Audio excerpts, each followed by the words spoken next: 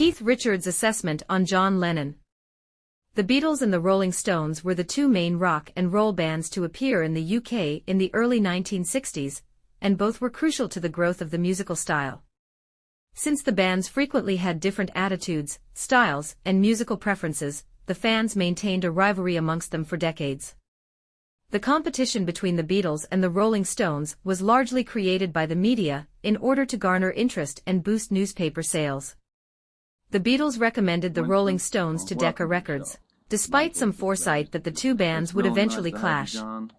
Even while the Beatles were more renowned and had more UK #1 singles, the Rolling Stones too had their fair share of successes and scandals.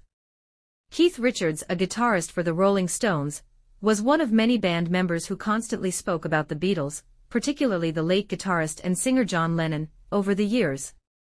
Despite early attempts by the press and fans to generate some type of competition between the two bands, the members of both British bands were quite close, and the Beatles even helped the Stones get their first success and a record deal.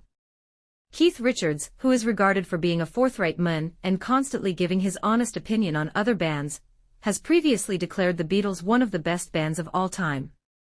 Richards and Mick Jagger took part in a YouTube project called Living Legends in 2008, where they responded to inquiries from fans.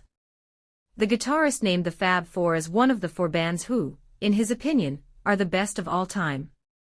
He said, "The Beatles, of course. Naturally, I sort of chucked them in."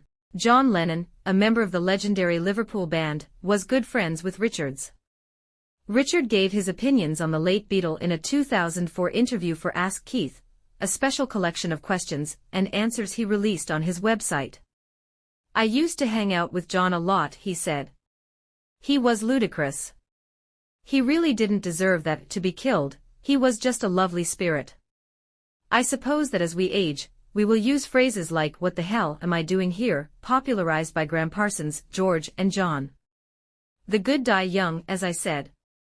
John, I believe he used to come visit me merely to pretend to be one of the Stones for the evening rather than one of the Beatles. You know, like to get outrageous. John, you simply need to sleep next to the bathroom and you'll be okay." You know, it was somewhat similar to that. We were just terrific friends, and he had a free spirit. He talked about the Beatles and their early connection on his website a year earlier. He claimed that they always got along well, and that both bands would consult one another before releasing new music to avoid conflicts. "John was a particularly close buddy of mine," according to Keith. Untellable stories, laughter. "George was a nice man, we had Paul, a terrific lyricist, and Ringo, what a guy, what a steady beat. They came to see us perform. The venue where we were performing was the Station Hotel in Richmond.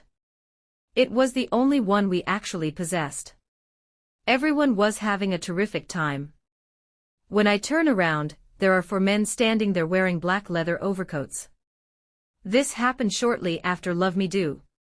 He continued, "I mean, this was really early on, and this is in the early 1960s. We were good friends immediately after that. We always made sure our schedules didn't conflict when George's new single was available because back then, a new single was required about every 2 months.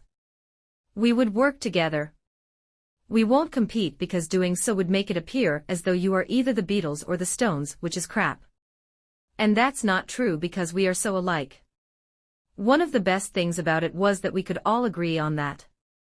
Between the two bands, there was never any sense of rivalry. Instead, there was cooperation.